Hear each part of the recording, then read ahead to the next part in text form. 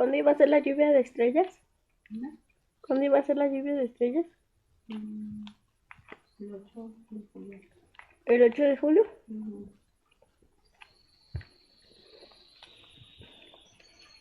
Oh.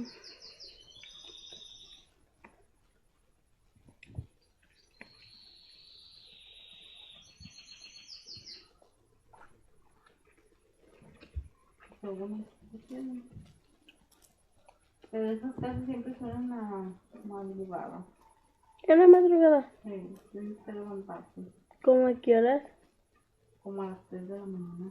Y ya las hemos visto, tu papá también. Lo voy a decir.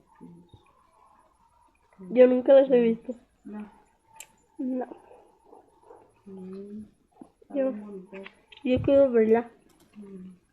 8 de julio irán. Gran lluvia de estrellas en varios estados.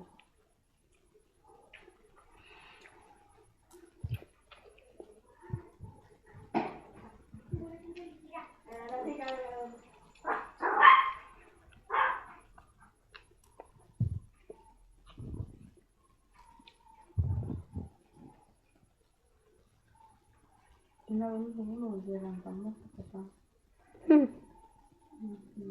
Sí, se miran bonitas. Sí. Voy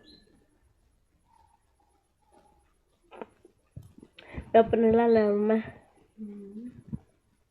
para yo levantarme ese día.